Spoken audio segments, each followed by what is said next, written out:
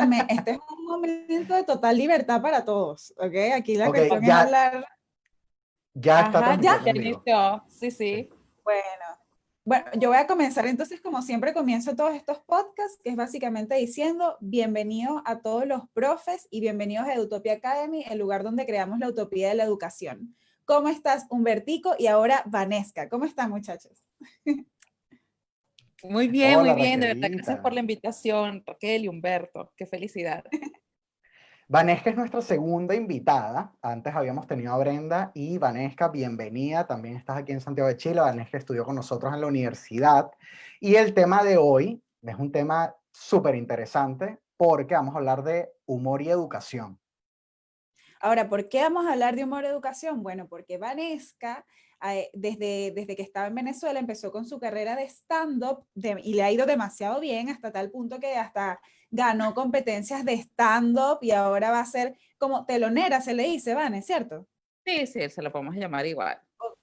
Ok, yo no tengo ni idea, pero tipo telonera de No, yo los tampoco. comediantes más famosos, o sea, de los más famosos de Venezuela. Ahora, por aquí mucha gente nos conoce de otros lugares. El punto es que Vane logró pues afilar todas sus habilidades de comediante y hoy nos viene a apoyar en este podcast. Así que bienvenida. Ay, Claro. gracias, chicos. Qué No, emoción, de gracias a verdad. ti. Mira, tengo demasiadas preguntas, Vanesca. Yo creo que todo el Bienvenida. mundo tiene demasiadas preguntas porque es como que, ok, ¿cómo un profe termina haciendo stand-up? ¿Ok? Entonces, antes de las preguntas, Muy bien. quiero que nos eches el cuento un poco de, bueno, vamos a conocerte a ti como estudiante. ¿Cómo fuiste como estudiante? ¿En qué colegio estudiaste? Cuéntanos un poco como esa experiencia y ahí vamos conversando. Ok, bueno, buenísimo. Bueno, agradecida de estar aquí. A mí no me gusta mucho compartir mi historia como estudiante porque es que yo fui muy galla y yo creo que hasta hoy mantengo la esencia. Yo fui nerda, pero nerda grave que me avergüenzo hoy en día, que no quiero retomar mis amistades del colegio porque era la típica gordita molesta que recordaba las tareas, que llenaba la cartelera, delegada, semanera, o sea, era muy fastidiosa y es algo que no quisiera recordar, pero es muy divertido. Al mismo tiempo, porque uno pues trataba de ser, en mi colegio, yo estudié en Caricuao, un buen colegio, era un colegio que se llamaba Nuestra Señora del Rosario, era de primero a sexto grado y era de la BEC, o sea, eran monjas dominicas, monjas te daban clase, a mí me daban clase monjas y al mismo tiempo también había mucho... Ay, realmente no, o sea, creo que no era muy consciente de la gravedad del asunto, era muy inocente, no entendía. Claro, es No que no es por entendía. nada, pero a mí yo tenía unas monjitas que eran demasiado geniales y otras monjitas que eran de las que iban con su vara de madera así dando en la mano para ver quién se portaba mal y yo, ¡ah! ¡Qué Bro, era terror! una dictadura en un colegio. Ellos Sí, eran, sí, completamente. sí, pero, o sea, las profesoras eran laicas, o sea, eran profesoras, gente común, y había como cátedras, sí, había unas asignaturas que sí la daban monjas que, tipo religión o música, cosas que dan las monjas. Claro, super light. Entonces, super light, exacto. Pero realmente me divertí mucho. Yo era de las que participaba mucho en cosas también, en eventos culturales. Yo siempre una obra, en la coral, tocaba 4 guitarras, en la parranda, en diciembre. O sea, de verdad que de mi época de estudiante en ese momento, pues retomo que mi infancia fue muy divertida en ese sentido porque por ser un colegio religioso, pues hasta en infancia misionera, sticker de las canciones de la iglesia, estaba loca, ahorita que recuerdo. O sea, me Era encanta mucho... que Vanesca cuente la historia como que fuésemos demasiado distintos y Humberto y yo éramos los más pollos del colegio. Obviamente. Era Obviamente.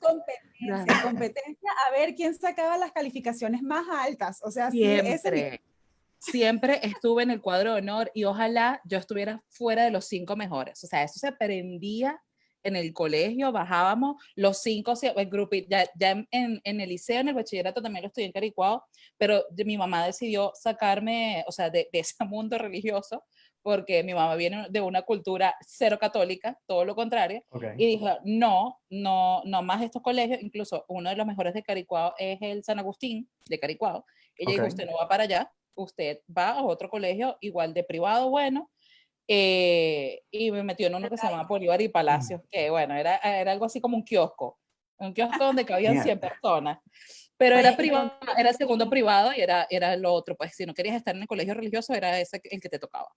mira, y contra el Agustín del Paraíso, que yo lo conocí porque hubo un tiempo en que íbamos a trabajar con ese colegio es enorme, pero hey, te salvaste porque eran Sí. 48 niños por salón. Así Eso es en era un todos los San tormento. Agustín. O sea, tú te vas al de El Marqués y es exactamente igual.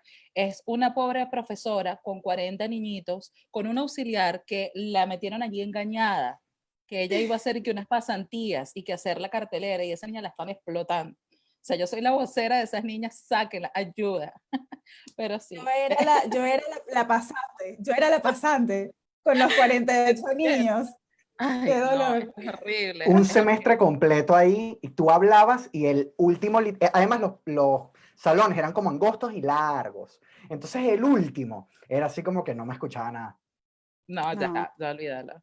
Ese nada pobre que padre ver. estaba pagando una educación muy errada de su hijo. Sí, sí, su hijo estaba sí, su hijo era uno de los más altos, que yo era la típica de la profesora que usted no me deja ver los muchachos, se va para atrás. Claro, Ese pobre sí. muchacho la perdió. Nada que ver.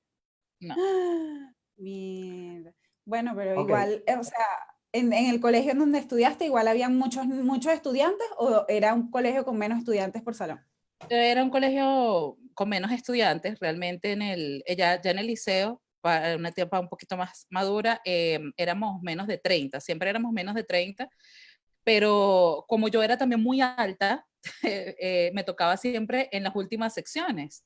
Estaba en la sección C, D, E, con repitientes, con personas que tenían como 50 años cursando primer año.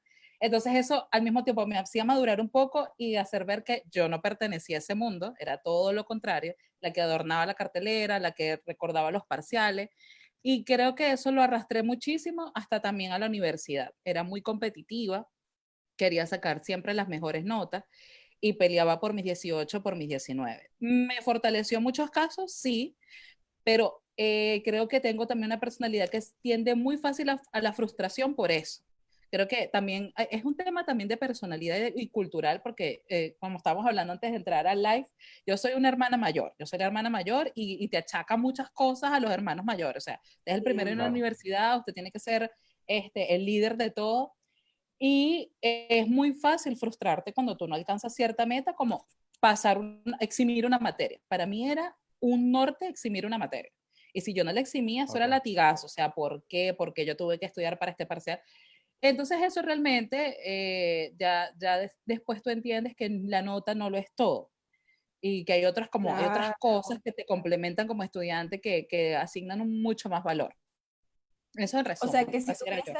tuvieses o tuvieses la oportunidad como de revivir tu colegio o tu etapa de colegio, hubiese sido diferente, hubiese sido más, no sé, de travesura o de cosas así.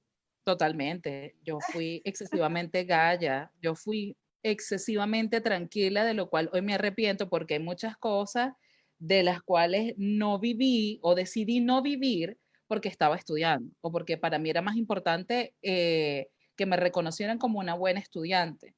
Entonces, que si la verbena del colegio o algún otro grupo de música que me hubiera podido unir, o sea, ese tipo de cosas no la viví porque yo quería ser como que la buena siempre. Y no, está bien ser incluso está bien ser el travieso, el malo, darte esas oportunidades. Es que Mira sabes que que yo yo creo que conocí, cuando uno está en el colegio es como muy manipulable, o sea, como que igual pertenecer a esos grupos te hace desarrollar ciertas habilidades, pero es como que nos creemos el cuento de que no, necesito sacar buenas notas para tener una vida feliz, ¿me entiendes? Y al final cuando tú llegas a la universidad y te gradúas y tú dices, ¿qué hago aquí? ¿Qué hago con mi vida? No entiendo nada. Es como O que sea, nadie entras. me va a preguntar mi promedio, de verdad nadie me lo va a preguntar. Exacto, tipo, tú piensas que en una entrevista de trabajo van a agarrar y que, ok, la última pregunta, ¿cuál fue tu promedio en matemáticas? Y tú, es Y mi yo momento de brillar. me preparé, bueno, no, solo queremos saber, ¿sabes Excel? No. Ah, ok, bueno, gracias por venir. Sabía, sí, Exacto, voy a aprender Excel. Pero bueno, horrible. básicamente fue eso. Yo me Mira, divertí Vanesca, mucho. y ¿cuál dirías que fue como el mejor momento, así el día más increíble durante la estancia en tu colegio o el peor, el primero que se te venga a la mente? Bueno, yo pensé mucho en el peor porque lo tengo como más fresco, fue en tercer grado. Yo tenía Wow. una profesora súper genial y ella se decidió operar, o sea, no decidió, tuvo que operarse y estuvo como unas 2 semanas fuera de colegio y metieron una suplente. Ya nosotros, el grupo venía psicológicamente preparado de que íbamos a durar como bastante tiempo con esta suplente. Y la suplente del segundo, yo era de las típicas estudiantes que hablaba muchísimo en clase. Yo no lograba tener una A o un 20 porque hablaba mucho. Yo hablaba mucho. Y ahorita que soy docente entiendo el problema que era. O sea, entiendo lo Claro. problemática que puede ser este tipo de estudiante. Y claro, eso no le caía bien a los profes. Esta suplente tenía, a ver, el segundo día notó que yo hablaba demasiado con mis compañeros y dijo, miren, esta alumna es una manzana podrida. El que se junte con ella no tiene recreo.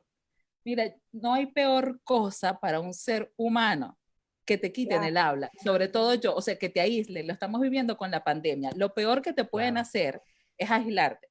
Yo recuerdo que, o sea, yo me mantuve tranquila, pero que no te hablen tus compañeros, y porque estaba hablando mucho, de verdad, profesora, era necesario, donde quiera que estés, ni siquiera sé cómo se llama, pero no era necesario hacer eso frente a todos mis compañeros y de verdad no me hablaban porque le tenía miedo, obviamente, un niño de tercer grado que tiene que 8 o 9 años, tiene miedo que le quiten su recreo.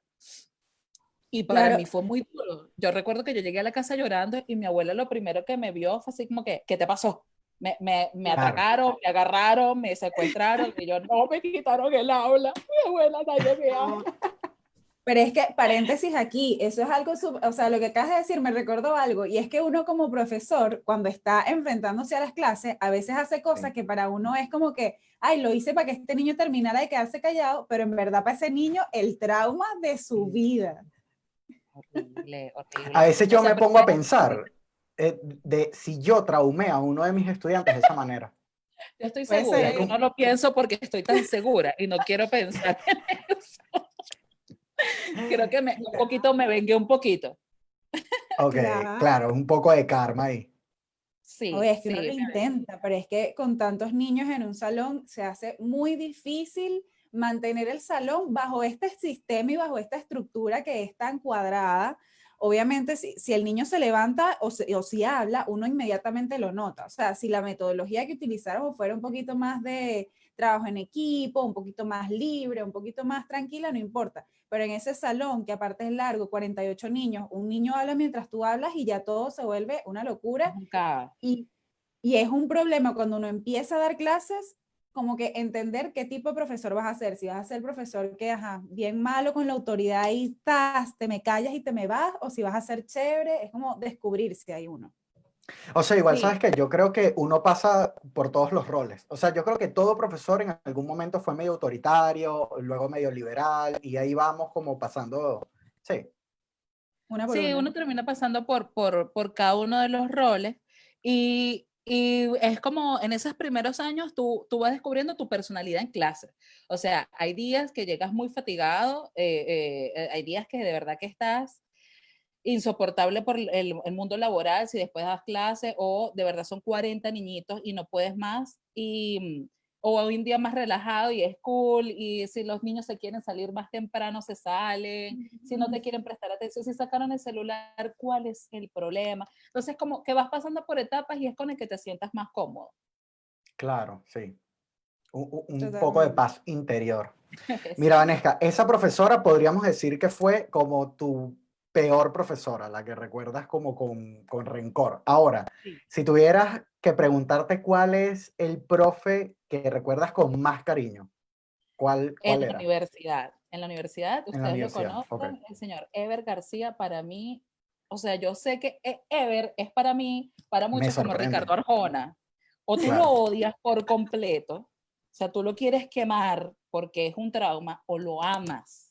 Es muy sí. difícil con él tener grises, pero para mí Ever, incluso Ever me enseñó a hacer mucho humor negro en clase que para lo que algunos percibían como maltrato o como molestia, a mí me daba muchísima risa, porque Ever, para poner un poquito en contexto a los demás, es el profesor de filosofía y filosofía en Ok. educación en la carrera de ciencias pedagógicas.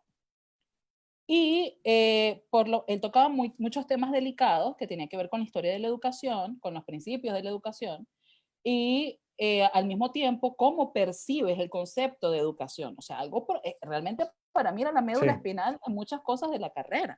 Es ese concepto que tú te vas formando como educador. Y para mí él lo daba de una forma tan fantástica, o sea, yo me estudiaba las guías de filosofía y las comprendía, no es que era un crush así de que es un profesor bello, no, es que me encantaba cómo daba la clase, la profundidad o la dimensión que tenía la cátedra, y para mí es un profesor brillante, excelente, a pesar de lo que puedan decir muchos de él, a mí de verdad me favoreció mucho en la dirección o en la orientación de mi carrera. Qué risa cuando uno conecta con una persona desde un humor tan oscuro que uno dice, ¿será que así es mi alma realmente? Esta es la verdadera yo. Totalmente. Sí, Ever era así. Mira, yo me acuerdo de una Sí, clase que él explicaba algo de ética y él decía, o sea, por lo menos no es ético aventar un niño recién nacido contra la pared. Y los demás y como que, ¡oh! Y yo lloraba de la risa en clase y yo, ay, patillar un bebé en la pared. Y la gente así como, esta se volvió loca. O sea, a mí me daba mucha gracia porque de verdad, oye, obviamente eso no es ético. Y él explicaba que para algunas personas sí lo puede ser. Y así es, yo iba comprendiendo los conceptos de filosofía. Y la gente, o sea, esta persona es una aberración que le pasa. Y yo feliz, sacando puro 20, 19, 20. Locura, una locura. claro. Ever, lo que me recuerdo de Ever es que él en las primeras clases de filosofía nos explicó varios conceptos filosóficos viendo Matrix. Entonces él lo primero que hizo fue agarró, puso el televisor y puso Matrix y empezó esa fumadera filosófica increíble. Yo también me disfrutaba bastante las clases de Ever. Sí, ¿no? Mira, de pana, yo estoy yo no sabía qué hacer con él, porque es que yo soy muy buena hablando paja y por ende yo suponía que iba a ser muy buena en filosofía y nada que ver. O sea, como que me encantaban los debates filosóficos, pero cuando los hacía en papel, mal, o sea, con él me fue mal en notas, en ¿En notas. Y yo decía, ¿cómo es posible serio? que yo tan habladora de paja que te soy y no me vengo a sacar una buena nota en esto? Pero las clases en sí me encantaban y sobre todo lo de Matrix porque, punto aparte, yo no había visto bien Matrix sino hasta ese momento. Entonces, cuando yo lo vi desde el punto de vista filosófico, fue como, ¡ah! No te puedo creer esta cuestión tan increíble, como que porque yo no vi esto cuando estaba, no sé, en octavo grado, que tú estás en un peo de definir quién eres y tal. Increíble. Claro. Exactamente. Yo a él le agradezco eso, el desarrollo de pensamiento crítico, porque ¿qué pasaba mucho? Que lamentablemente, estamos como en una época de semestral anual, donde estaban como profesores muy antiguos y profesores muy novedosos, y estamos como en ese limbo. Y para mí Ever fue uno de los que mejor se supo adaptar, porque ya yo no me tenía que estudiar algo al caletre, yo tenía que expresar una opinión, Claro. y ante temas muy duros, como por ejemplo el aborto. Y era esos debates, centralizarlos y decir, realmente, ¿qué opina Vaniesca Viloria fuera de estudiante? O sea, fuera de estas cuatro paredes que conforman un aula, ¿qué opino yo sobre esto y qué fundamento tengo yo sobre esa idea? Y yo se lo agradezco muchísimo, porque me enseñó justamente a desarrollar un pensamiento crítico ya en el tercer año de la carrera. Era algo que yo no podía estudiar al caletre. Y eso me Claro. fascinaba. Qué genial. Bueno, en realidad a mí como que me encantó de la carrera en general que no fue caletre para nada. Me pareció que la carrera para nosotros fue súper práctica y eso fue increíble porque todo lo pudimos conversar, pero eso también te choca entonces cuando vas como, primero cuando vuelves a recibir clase o estudias otra cosa y segundo cuando das clase porque tú dices, ajá, ahora yo no puedo ver un profesor que sea caletre porque digo, pero ¿por qué eres así? Me explico, como que me pongo Claro. crítica, ¿sabes? Nivel educación crítica, sí. Me pongo Sí, en subversiva, ese Raquel se pone guerrillera. subversivo, Sí. así Es mismo, que chao. cuando yo empecé a dar clases en la universidad, y además que para mí era un honor estar allí dando clases en la carrera en la que me formé, entendí muchas cosas, entendí muchísimas cosas y para los profesores era más sencillo hacer parciales, o sea, una evaluación continua. y ya, y entregarte una nota, porque es lo que le causaba satisfacción al estudiante. Realmente es muy raro un estudiante, un alumno que exija. Y lamentablemente, como eso es un proceso muy dinámico entre esos dos roles, si el estudiante no te exige, tú te das cuenta que, no sé, integrar las redes sociales para, dinamizar, para ponerle dinámica a la clase, a veces no vale la pena, porque es que el estudiante no lo va a valorar. A veces, a mí me pasaba que yo tenía estudiantes en la universidad, pero no haga foros en el aula virtual. Qué aburrido. O no queremos discutir esa imagen, mándenos un parcial. Y yo, no, pero ¿por qué? Entonces eso me angustia y te das cuenta que para algunos profesores era hasta más cómodo, para no caer en esa confrontación. Pero eso es demasiado interesante porque nosotros siempre hablamos desde la posición del profesor, cómo tiene que afrontar él los cambios de no ser el caletre, de ser un profe menos, ¿sabes? Menos tradicionalista, pero de repente no hemos pensado en cómo se siente el estudiante frente a eso. O sea, los estudiantes que ya vienen de este sistema. No sé, a mí se me da mejor dar clases formativas 100%, o sea, se me da mejor la evaluación así, no me gusta cuando es solo uno, aunque entiendo que es mucho más trabajo, porque obviamente es Claro. constante, pues tú todo el tiempo tienes que estar haciendo cosas. Pero bueno, mira, en esto, Vanesca, te íbamos a preguntar, primero, ¿por qué decidiste estudiar educación? Y segundo, ¿por qué decidiste meterte en el mundo del stand-up? Porque son dos cosas Claro. que no parecen tener relación, aunque yo creo que sí tienen relación en bastantes aspectos. Y ya vamos Mucha relación, pero vamos por orden. Yo no es que decidí estudiar educación. Como muchos nos pasó, yo estudiaba primero psicología en la Católica, porque yo pensé que era muy buena escuchando los problemas de otros. O sea, yo dije, esto es buenísimo. O sea, yo sé que de verdad ese era lo mi mismo. pensamiento muy, muy inocente. Después de un año de carrera que me fue muy mal con todo este tema de la frustración, yo sacaba en un parcial 0,4, después de haberme estudiado 3 guías de 50 páginas cada una y sabérmelas al caletre, yo podía sacar un Qué 0,4. dolor. Y para mí tener un 0,4 es que yo había escrito mi nombre con errores ortográficos, o sea, yo no entendía por qué yo sacaba tan malas notas y me di cuenta que no es lo mío, no me estaba sintiendo cómoda y o sea, yo anhelo mucho y creo que a ustedes también les pasará, amo mucho mi casa de estudio, yo me siento excesivamente ucavista, me encanta mi alma mater y creo que tiene algo con la comunidad, como te forma como estudiante, tiene un toque diferente a las demás universidades de Venezuela. Y yo no me quería ir de esa universidad. Yo dije, ok, si psicología no es lo mío, tengo que buscar algo parecido para quedarme aquí. Y Claro. conseguí comunicación social y ciencias pedagógicas. Yo metí los papeles para ambas y claro, comunicación social en la Católica siempre ha sido el boom, es lo popular. Quedaban Claro. 300 personas en una sola sección. Y como metí también ciencias pedagógicas, obviamente me iban a agarrar, o sea, el sistema, a juro, necesitaba, yo digo que es el sistema, pero también una cuestión de lógica.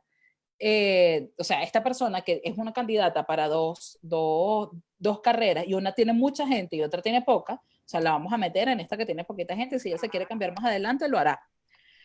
Bueno, así tal cual. Ingresé en ciencias pedagógicas y cuando estaba metiendo los papeles de intercambio me recibió nuestro coordinador, Carlos Calatrava. Y cuando agarró mis papeles me dijo, bueno, en ese momento las inscripciones eran físicas, no tenía que ir, una entrevista, una cosa, absurdo. Y cuando recibió mis papeles me dice, tranquila, tú vienes de psicología y le dijo, sí, tranquila que aquí te vamos a tratar como un ser humano. Eso me pareció increíble. Y yo, ay, muchísimas gracias. O sea, él comprendía mi dolor, él sabía todo el llanto que yo había pasado ya en psicología. Y eso, bueno, me pasé el chip, me ingresé allí y yo dije, bueno, si no me gusta, me cambio, no pasa nada. Me enamoré por completo. No sabía Claro. las Enamorada. cualidades educadoras que uno podía desarrollar, que uno podía tener. Dije, claro, o sea, yo siempre he tenido esa vocación y no lo vi. Y ahí me quedé. Y hasta ahora soy muy feliz, vivo de eso por completo. Tengo el privilegio de sustentarme y desarrollar mi carrera Lo que da más. hasta el día de hoy, exactamente, ejercerla. Luego, yo empecé con este tema del stand-up hace como 3 años siempre he sido la graciosa del grupo de mis amigas y de mis amigos. O sea, siempre es que sí, vamos por una boda, ay, Vanessa, toma, habla tú, habla tú. Y es como que, bueno, pero déjenme quieta, ¿qué es eso? Siempre estoy con los Claro. primos, ay, Vanessa, cuenta esa historia tú, que tú estabas ahí, tú la cuentas mejor. Me pasaba mucho. Claro, no soy la típica persona que le gusta la comedia y que tiene un pasado como mucha gente, como muchos comediantes. Ay, yo era el que echaba broma y era el que interrumpía la clase. No, no, no, no. Yo era todo lo contrario. Yo era muy galla. Pero Ok. socialmente, socialmente hablando, era muy, muy cercana a la gente. Y para mí era importante que los otros se rieran, hacer reír. No lo sé, o sea, era algo que de verdad que yo decirte es que me parezco a mi tía es igual, no, o sea, no Claro. sé sinceramente de dónde lo saqué. O sea, mi familia seguro tiene un componente interesante allí, pero no lo sé.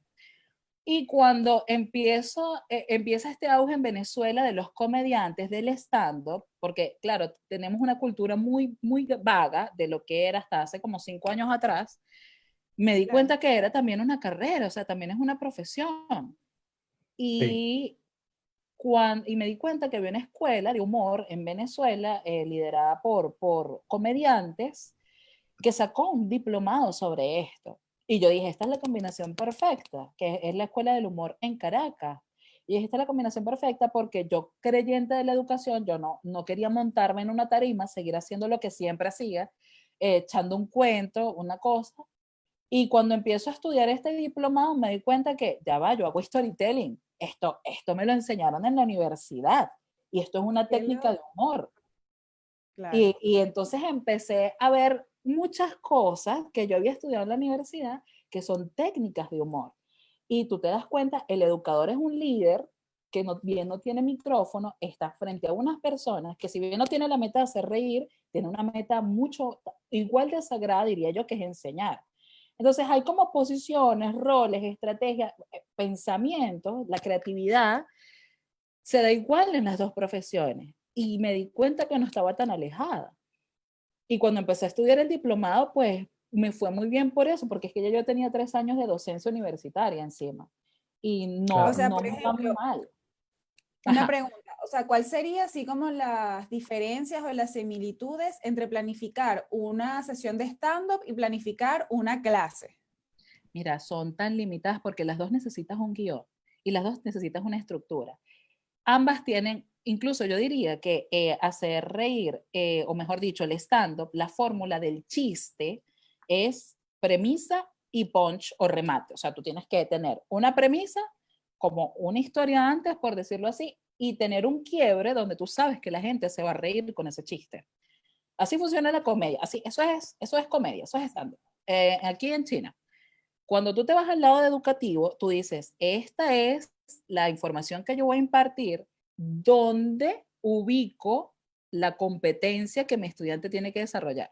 O sea, de todo esto, de estas 50 láminas que yo voy Ok. a dar en 3 clases, yo necesito garantizar que mi estudiante desarrolle una competencia o bien el objetivo de la clase.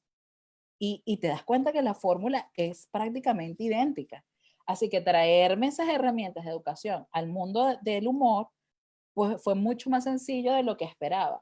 Claro, que tienes que tener actitud, sí, que tienes que tener un toque de humor o una esencia, una personalidad, una característica innata, sí, porque el humor no se aprende con un diplomado, o sea, el humor no es algo que lo vas a ver en un curso, es algo muy tuyo, es algo muy, Guau, una esencia. Y o eso pasa también sea, con el educador. podríamos decir que, claro, que como que el punchline que sería en un stand-up, tú lo quieres hacer ahora cuando él aprende o termina de aprender las competencias que tú estás queriendo que él aprenda. Básicamente es eso. Esas son mis risas en el aula de clase. Cuando el estudiante no me saca una buena nota, pero me dice, entendí, ya lo veo, sí, claro, ¿cómo no lo vi antes? Ese para mí es la risa en un stand-up. Claro, Claro. o sea, ya ese es para mí, logré mi cometido. Incluso en el humor se habla así. En el humor, cuando se escribe humor, es siempre pensar en que la otra persona se siente inteligente. Es muy importante en el stand-up que el público se siente inteligente, que comprendió el chiste. Y para mí, para el educador, lo vital es que tu estudiante comprenda la lección. Entonces, es muy similar. Realmente tú te pones a ver los dos mundos, es muy, muy similar. Qué O sea, loco, yo creo que la Vanessa. O sea, diferencia... Habla Humberto, ya te interrumpiendo. es que creo que hay un pequeño delay, pero lo que te iba a decir era que el momento en el que yo decidí ser educador fue precisamente cuando estaba dando clases a un amigo y descubrí lo que llamo el momento wow, que es cuando tú le explicas algo y la persona realmente entiende lo que tú quieres explicarle y no lo está fingiendo. Y es como que, de repente es como que, bro, mira, A al cuadrado es igual a B más C, y el bicho dice como que así, sí, ajá. Entonces, pero cuando le explicas y él dice, ah, coño, así es. Y es como que, ah, ok, ya entendiste. Cuando hace esa expresión de, ah, ok. Entonces, te entiendo demasiado. Eso es.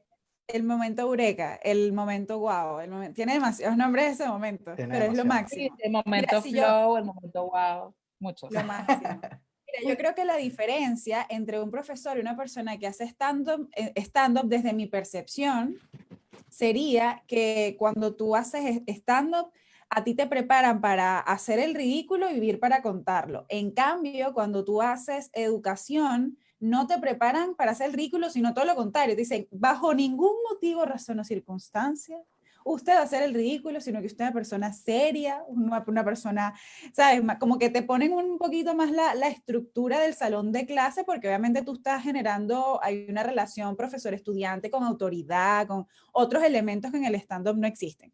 Pero yo creo que esa rigurosidad en realidad se debería eliminar por completo. O sea, yo creo que los profesores, teniendo la habilidad que tienen los estandoperos de poder hacer el ridículo y sentirse bien con eso y equivocarse y todo normal, sería como que el punchline de la educación. Totalmente. Y creo que no lo pude haber explicado mejor, Raquel. Es tal cual, esa era mi dificultad cuando yo empecé a hacer stand-up. Y todavía la mantengo, ojo. Cuando un chiste no me, o sea, cuando yo cuento un chiste en tarima y la gente no se ríe, es como, o sea, es la cosa más espeluznante que Claro. puede vivir una persona. O sea, yo no sé explicar el escalofrío de cuando tú cuentas un chiste, el punch, el remate, y tú te quedas ahí como diciéndole a la gente, esta es la parte Ríete. que se tienen que reír. Y darte cuenta y que el stand-up es muy grosero en el sentido de que o sea, tú no sabes si un chiste funciona o no hasta que lo pruebas en vivo. O sea, el feedback Claro. es inmediato. En la educación no, en la educación tú pasas un parcial, tú tienes una prueba, tú tienes una evaluación para garantizar lo que tú estás haciendo. En stand-up no, en stand-up es en vivo y en directo, te das cuenta si funcionó o no funcionó la lección. Y cuando nadie se ríe, tú dices, o sea, a mí en particular a veces pierdo el norte y que, bueno, sigamos, siguiente chiste. O sea, es horrible porque es ese microsegundo y además que el público se da cuenta inmediato de que, ah, ya, ok, bueno, nada. Bueno, pero eso es como cuando tú dices en la clase, bueno muchachos, todos entendieron. Y ves la cara de la gente desorientada, así. Exacto, es algo así. Es algo así, tal cual. Es espeluznante, pero sí, yo diría que realmente el stand-up te prueba en vivo y ser docente es tenerle mucho miedo al ridículo porque crees que vas a perder el respeto. A mí me pasó algo fascinante que cuando yo empecé a hacer stand-up tenía que hacer obviamente mis pruebas en vivo, muchos me coincidían con las clases y le decía a mis estudiantes, hoy la clase es en el teatro tal, hoy la clase es en el bar tal, porque me va a presentar a hacer stand-up. Y ellos se unieron, o sea, es que si yo no los involucraba y yo empezaba a aparecer en redes contando chistes, iba a ser peor. O sea, me iban a decir, la Claro. profesora los jueves de 7 a 9 nos viene a explicar aquí la gestión de proyectos, el diagrama de Gantt, y de aquí se va a un bar a contar, no sé, como sus sueños de prostitución. Y entonces o sea, los estudiantes iban a decir, está loca. Y yo dije, no, yo necesito involucrarlos porque si no lo hago, me voy a sentir mal conmigo misma y no voy a tener una doble vida. O sea, esto literalmente era una doble vida. Y los empecé a involucrar y me fue súper bien, súper, súper bien. Hacía muchos chistes de ellos también. Entonces le encantaba. Era muy divertido. Bueno, es que igual yo creo que todo pero tiene como sus rutinas de experiencias de colegio, así como que ven en mi colegio y tal. Y eso forma parte de su arsenal. Pero mira, Vanessa, te iba a hacer una pregunta. ¿Tú crees que la educación va para allá? O sea, la educación va a que el profesor tiene como que hacer más el ridículo, soltarse un poco. O sea, ¿cómo tú crees que va a ser la educación, no sé, dentro de 10, 15 años? ¿O crees que se va a mantener igual? Mira, con lo revolucionado que está el mundo, o mejor dicho, lo convulsionado, si me hubieras preguntado a principios de este 2020, te hubiera dicho, la gente sigue sin creer en el e-learning. La Vanesca de hace 5 meses te hubiera dicho, no, mi amor, las clases magistrales ahora es que se van a mantener. Porque yo también, yo me especialicé en e-learning, por decirle una vertiente, y yo veía que el mundo todavía estaba como muy lento, no solamente nuestro país, Venezuela, yo veía que el mundo en general todavía Sí, no terminaba de captar el e-learning o no le tenían la suficiente confianza. Yo decía, no puede ser, no puede ser. Y me pasaba lo mismo con el humor. Si todavía el e-learning, que es netamente rubro educativo, no lo comprenden los mismos docentes, con el humor faltan años luz. claro. Ahorita sí creo que el mundo va mucho más rápido porque el estudiante lo está exigiendo. ¿Qué pasa? Que el profesor la tiene más difícil ahora, porque si no lo podía hacer en vivo, ahora en este tema de pandemia, que hay una pantalla de por medio, o sea, no solamente, primero que te tienes que acostumbrar a la tecnología, a Sí, garantizar, a concretar el aprendizaje vía online, es que ahora también tienes que ser gracioso y llevarlo más light. Y a va a ser juro. muy, o sea, va a ser por etapas. Sí creo que va a pasar, creo que va a pasar en algún momento, pero creo que va a ser por etapas. Por ejemplo, yo creo que ya le tenemos ganado con el tema de la gamificación en clase. Creo que Ok. por ahí puede comer, o sea, es una temática que ahorita es un boom, pasa en educación como muchas otras carreras, que agarramos temas por boom. Hace 5 meses era el coaching, ahora es gamificación, para todo gamificación. Ah, yo quiero hacer una clase, yo Sí. quiero gamificar. Ajá, mi amor, eso no es agarrar un Atari en plena clase. Te comento, Exacto. esto tiene un trasfondo, esto tiene una planificación, no es jugar por jugar.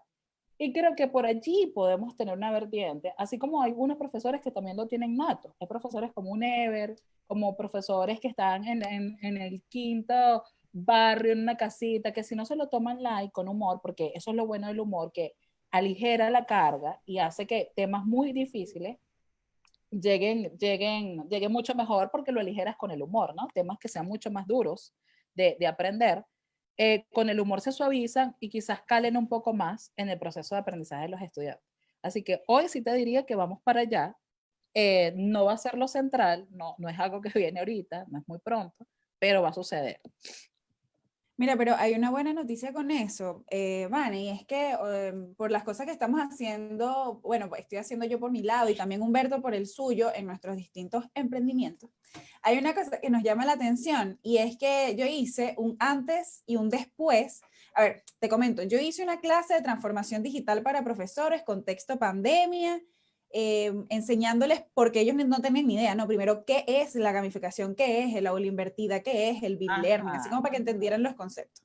Bueno, se hizo la clase y les hicimos un diagnóstico en donde les preguntamos cómo se sentían con respecto a la transformación digital en sus aulas. Ellos tenían que poner 3 palabras y las palabras eran desesperación, agobio, días.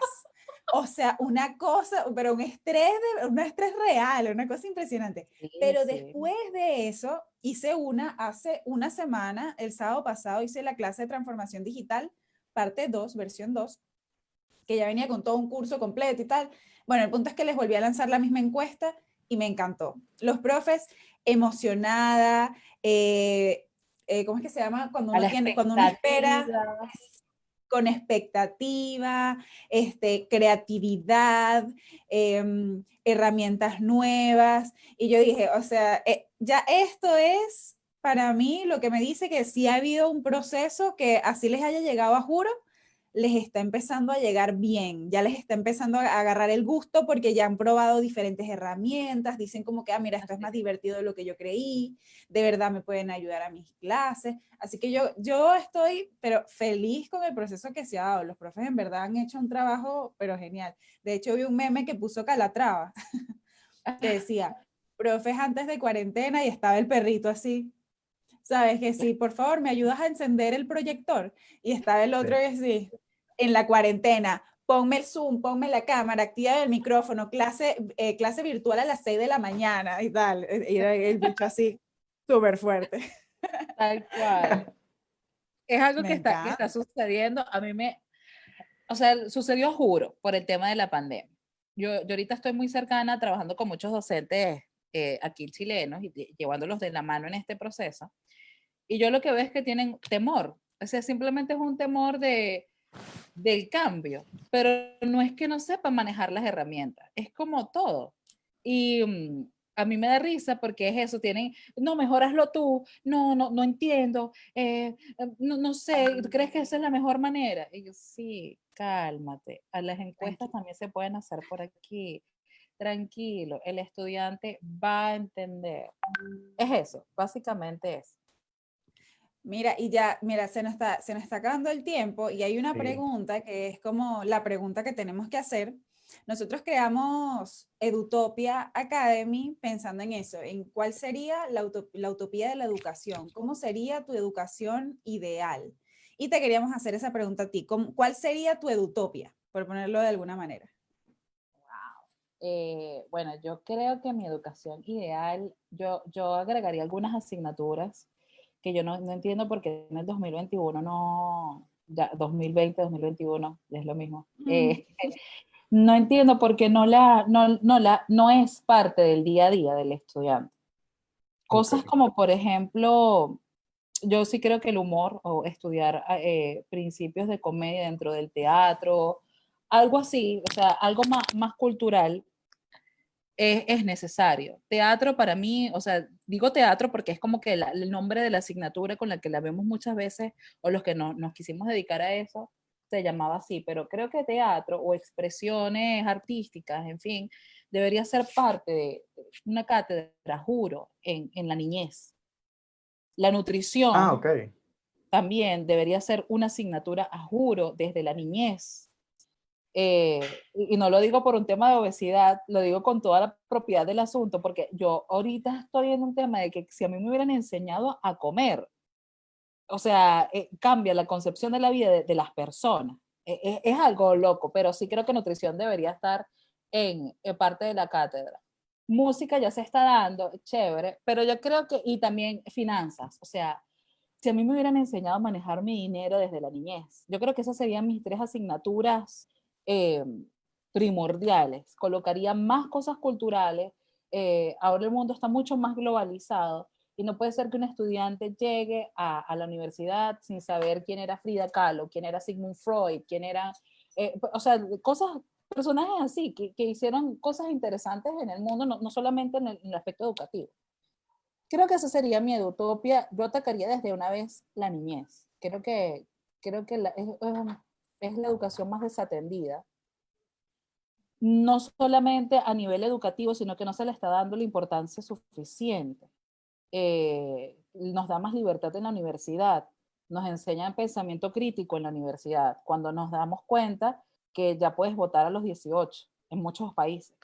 Y antes de los 18 nadie te enseña a votar por un partido o ser parte de un partido político. Antes de los 18 no, o sea, te enseñan sexualidad cuando en todas las series de Netflix te enseñan sobre sexualidad. Yo no necesito saber ponerme un condón, yo necesito saber las consecuencias de una enfermedad venérea. O sea, cosas como esa, creo que le daría más énfasis a la educación de la infancia, de la adolescencia, que te convierte en un mejor ser humano y un mejor adulto. Esa es mi Claro. utopía. Genial. Oye, con eso Me que dijiste, encanta. está genial, me encanta. Con eso que Sí, dijiste, sí. iba a decir, hay una materia, una asignatura que vimos en la universidad que yo dije, porque esto no nos dieron antes, y era lógica. Yo creo que incluiría esa. Oye, cuando me dijeron, bro, cuando tú hablas con alguien, A más B igual a C, si tus premisas no tienen relación con tu conclusión, lo estás haciendo mal. Eso a mí me quitó así como que me abrió los ojos ante cualquier discusión que yo tuve de ahí en adelante para toda mi vida. Y eso lo deberían tener los chamos que sí, cuando están, no sé, séptimo, octavo grado, que empiezan como a argumentar. Es como que, tú quieres argumentar, dale. Argumentame bien lo que me estás diciendo, por qué crees lo que crees, ¿sabes? Que se metan en su pedo filosófico, pero que lo hagan en serio. Claro, no, es tal Mira, cual. Es que que me enseñaran en séptimo a superar un despecho en vez de Daniela Chapar que me enseñara sobre el SIDA. Oye, yo lo hubiera agradecido, ¿me entiendes? Totalmente. Hoy, a mí Humberto me hubiese siempre dice, encantado que me hubiesen enseñado, yo siempre hablo de que me hubiese encantado que me hubiesen enseñado a lidiar con un corazón roto, porque no hay nada más difícil, o sea, la primera vez que te rompen el corazón tú piensas que el mundo se va a acabar, ¿ok? y define Entonces tu como que fin. nadie, y cuando tú pides consejos, son tan raros y tan distintas las cosas que te dicen. Es como que, no, bro, mira, lo que tú tienes que hacer es meterte en un gimnasio y empezar a gastar plata en putas. Y otras personas te dicen así como que, no, bro, dedícate a la poesía y expresa tu amor. Y tú así estás entre putas y poesía y no sabes, ¿me entiendes? Pero lo que más me marca es el tema de las finanzas. Mira, Ah, Vanesca, a mí me traumó la primera vez que yo tuve que pagar impuestos. Mierda. O sea, fue doloroso, fue muy doloroso. Y la mejor manera horrible. en la que lo entendí fue un meme que decía, como que, mira, los impuestos es la suscripción que tú tienes que pagar en el país donde vives. Y eso fue Exacto, como que, claro, marico, obvio, claro. tiene demasiado Es que sentido. Suscripción está anual. muy buena esa analogía. Qué Sí. Es como genial. Netflix, tú pagas por Netflix por las vainas. Bueno, ok. ¿Tú quieres vivir en Claro, Chile? Bueno, son tantos dólares al año y tienes carabineros, tienes a la AFP y tú dices, coño, vale la pena. Bueno, exactamente. Oye, eso está brillante. Me sí, lo va a vale. quedar. Eso me quedó, esos son los aprendizajes más grandes que yo he tenido en mi vida. Esa es de la suscripción para pagar impuestos. Y el otro que me enseñaron, yo aquí cuando llegué no me sabía las horas, o sea, 19 horas, 18 horas, hasta que Ah, me dijeron, mira, ponte la hora militar, siempre le restas 2 y ese va a ser el número. Si te dicen exacto. 17 horas, le restas 2, son las 5 de la tarde. Ese aprendizaje jamás se me va a olvidar. O sea, me explotó la cabeza. Bueno, y con Les digo esa algo, explotada de cabeza, que... no vale, déjame decir esto, Ajá. yo nunca lo entendí así, es que nunca lo entendí el 17 y tal, menos 2, nunca lo entendí así, yo entiendo Tú la hora pensaste que era militar súper arbitrario. con mi lógica, exacto, con mi lógica que nada que ver, era como que 17, sí, debe ser esa hora, pues deben ser las 5, pero no tenía ni idea de por qué estaba pasando eso en mi cerebro, como que lo hice porque sucedió. Muy bien, muy bien. Bueno, con esa volada de coco despedimos el episodio de hoy. Gracias, Vanesca, la pasamos increíble. Gracias. No, gracias a ¿Y ustedes. dónde te pueden encontrar en las redes sociales para la gente que te quiera seguir?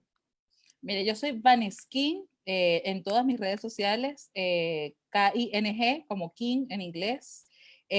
en TikTok, en Instagram, en Twitter.